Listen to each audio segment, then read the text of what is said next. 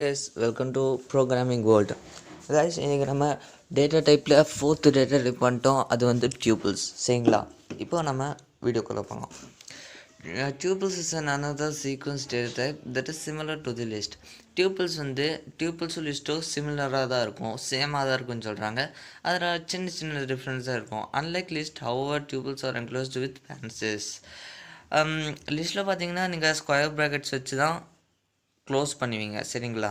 ஆனால் டியூபிள்ஸில் பேரந்தசிஸ்னால் circle braces போட்டிங்களா, அதை வச்சு தான் இதில் சைடாக க்ளோஸ் பண்ணுவோம்.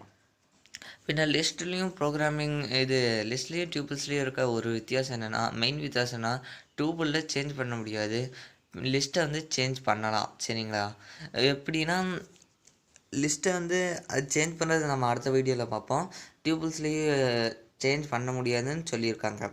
பின்ன அதுக்கப்புறம் டியூபிள்ஸ்க்கு ஒரு பர்டிகுலர் டேட்டா டைப் எப்படி எடுக்கிறது, பர்டிகுலரான ஒரு ஸ்டோரேஜ் டேட்டாவை எப்படி எடுக்கிறது, அதுக்கு ஒரு சின்ன எக்ஸாம்பிள் கொடுத்துருக்காங்க. அதுவும் நம்ம வீடியோக்குள்ளே போய்ட்டு கம்பைலருக்குள்ளே போய்ட்டு பார்ப்போம்.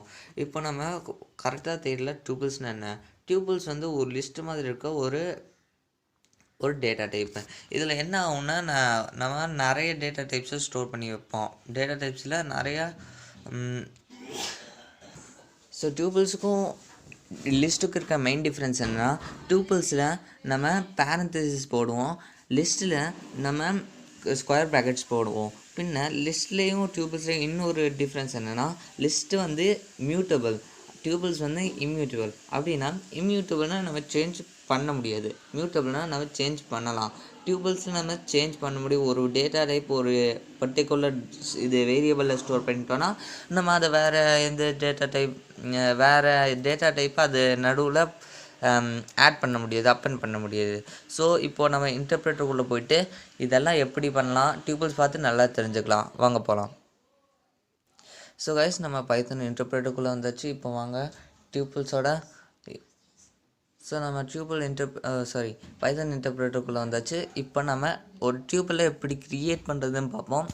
டியூப்பில் ஈஸியாக க்ரியேட் பண்ணலாம், லிஸ்ட்டு மாதிரி. இங்கே பாருங்கள், நான் டியூப்பிலுக்கு ஒரு வேரியபிள் எடுத்துக்கிறேன். அது வந்து என்னென்னா tup1 எடுத்துக்கிறேன். tup1 எடுத்துட்டேன்.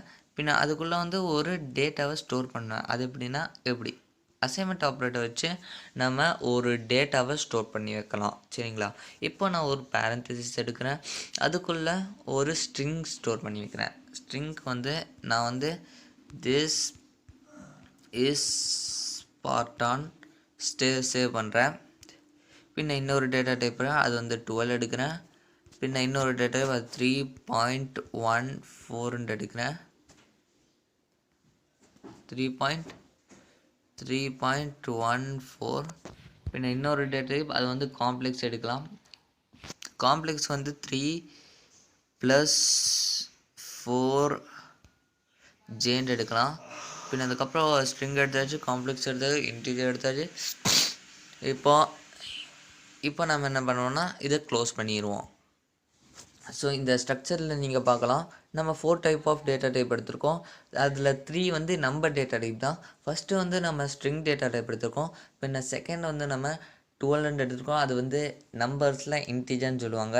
பின்ன 3.14 வந்து ஃப்ளோட் நம்பர். பின்ன 3+4j வந்து ஒரு காம்ப்ளெக்ஸ் நம்பர். இப்போ நான் என்டர் அடித்தா அது செகண்ட் லைனுக்கு வந்துடும். பின்ன அதுக்கப்புறம் என்ன பண்ணுவேன்னா tup1 எப்படி பண்ணுற பாருங்கள். tup1 எழுதுவேன்.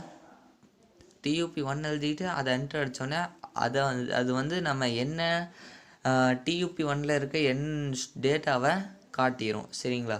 இப்போது ஒரு பர்டிகுலர் டேட்டாவை எப்படி எடுக்கிறதுன்னு பார்ப்போம், சரிங்களா? இப்போது நம்ம ஃபஸ்ட்டு என்ன எழுதணும், tup1 எழுதணும். பின்ன பர்டிகுலர் டேட்டா எடுக்கிறது நம்மளுக்கு ஸ்கொயர் ப்ராக்கெட்ஸ் தான் யூஸ் பண்ணணும். பின்ன அதுக்கப்புறம் நம்மளுக்கு இண்டெக்ஸ் நம்பர் கொடுக்கணும். நான் இங்கே 3 கொடுப்பேன். 3 கொடுத்தா பாருங்கள் என்ன வருதுண்டு.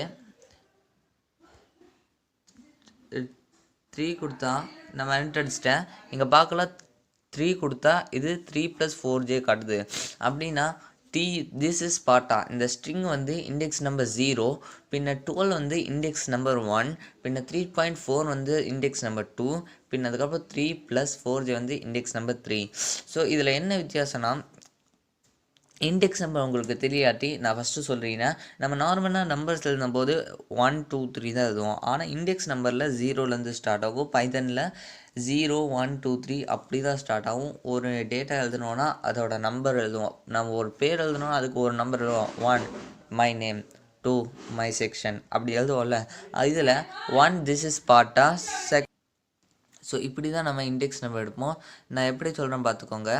இப்போது திஸ் இஸ் பார்ட்டா இருக்கா. ஸோ திஸ் இஸ் பார்ட்டா வந்து இண்டெக்ஸ் நம்பர் 0. இது 12 வந்து இண்டெக்ஸ் நம்பர் 1, 3.14 இண்டெக்ஸ் நம்பர் 2, பின்ன அதுக்கப்புறம் 3 + 4 இண்டெக்ஸ் நம்பர் 3. ஸோ இந்த மாதிரி தான் நம்ம இண்டெக்ஸ் நம்பர் எடுப்போம்.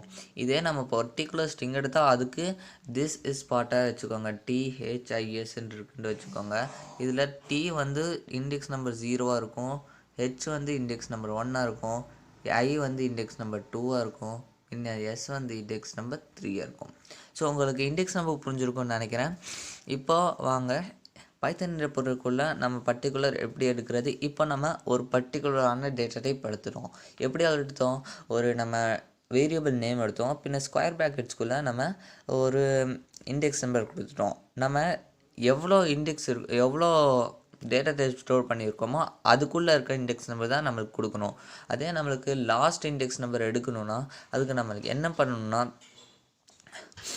பண்ணணும்னா ஒரு இங்கே பாருங்கள், இங்கே 1 2 3 4 இண்டெக்ஸ் நம்பர் நம்ம எடுத்துட்டோம். சரிங்களா. இப்போ எனக்கு திஸ் இஸ் பார்ட்டாலேருந்து 3 + 4j பார்க்கணும். அதுக்கு நான் என்ன பண்ணுவேன் பாருங்கள், நாங்கள் TUP1 எழுதிடுவேன். பின்ன அதே நார்மல் நம்ம எப்படி எடுத்தோமோ அதே மாதிரி ஸ்கொயர் ப்ராக்கெட்ஸ் எடுத்துருவேன். பின்ன அதுக்கப்புறம் என்ன பண்ணுவேன்னா நான் 0ன்னு எழுதுவேன். 0 எழுதிட்டு 4 எழுதிடுவேன். நீங்கள் ஏன் 4 எழுதுறீங்க கேட்டிங்கன்னா, இதே நம்மளுக்கு ஒரு பர்டிகுலர் ஏரியா மீன்ஸ் ஒரு பர்டிகுலர் நம்பர் இண்டெக்ஸ் நம்பர் வரைக்கும் வேணும்னா நம்ம என்ன பண்ணுவோன்னா இண்டெக்ஸ் நம்பர் 3னா இண்டெக்ஸ் நம்பர் 4 அப்போ தான் இண்டெக்ஸ் நம்பர் 3 காட்டும், இல்லாட்டி காட்டாது. சரிங்களா. ஸோ அதுக்கு நம்மளுக்கு என்ன பண்ணணும்னா ஒரு இங்கே பாருங்கள் இண்டெக்ஸ் நம்பர் 0 1 2 3 இங்கே ஒரு 3 தான் இண்டெக்ஸ் நம்பர் இருக்குது. 4 இண்டெக்ஸ் ஆனால் 0லேருந்து ஸ்டார்ட் ஆனால் எனக்கு 3 சொன்னேன். ஸோ இப்போ நம்மளுக்கு 3 வரைக்கும் வரணும்னா நம்மளுக்கு 4 எழுதணும். பின்ன இப்போ நான் என்ன பண்ணுவேன்னா இதை க்ளோஸ் பண்ணிடுவேன். க்ளோஸ் பண்ணதுக்கப்புறம் இங்கே பாருங்கள் என்டர் அடித்தா எல்லாமே வருது. இதே நம்ம 4 கொடுக்காம 3 கொடுத்தா என்ன ஆகுதுன்னு பாருங்கள். இப்போ நான் என்ன எழுதுவேன்னா TUP1 எழுதுவேன். பின்ன அதுக்கப்புறம் என்ன பண்ணுவேன்னா ப்ராக்கெட் க்ளோஸ் பண்ணுவேன். பின்ன அதுக்கப்புறம் என்ன எழுதுவேன்னா 0ன்னு எழுதுவேன். 0 எழுதிட்டு நான் சொன்ன மாதிரி 3 எழுதுறேன். 3 எழுதுனா நம்மளுக்கு 3.14 வரைக்கும் தான் காட்டும். சரிங்களா. இப்போ பாருங்கள் 3.14 வரைக்கும் தான் காட்டுச்சு. ஏன் காட்டுச்சு, ஏன்னா இண்டெக்ஸ் நம்பர் நம்ம ஒரு பர்டிகுலர் ஏரியாலேருந்து ஒரு பர்டிகுலர் ஏரியா வரைக்கும் நம்மளுக்கு காட்டணும். அப்படி சொல்லும்போது நம்மளுக்கு ஒரு நம்பர் பேக்காக போயிட்டு தான் வரணும். சரிங்களா. ஒரு பின்னாடி மீன்ஸ் இன்னும் ஒரு நம்பர் எக்ஸ்ட்ராவாக ஆட் பண்ணி தான் கொடுக்கணும். அப்போ தான் நம்மளுக்கு லாஸ்ட் இருக்கிற நம்பர் காட்டும், இல்லாட்டி அது காட்டாது. ஸோ கைஸ் உங்களுக்கு வீடியோ நல்லா இருந்துச்சுன்னா லைக் பண்ணுங்கள், சப்ஸ்கிரைப் பண்ணுங்கள். வீடியோ நல்லா இருந்துச்சுன்னா எப்படி இருந்துச்சுன்னு சொல்லுங்கள். உங்களுக்கு ஏதாச்சும் கொஸ்டின்னா கமெண்ட் பாக்ஸில் சொல்லுங்கள். Thank you so much.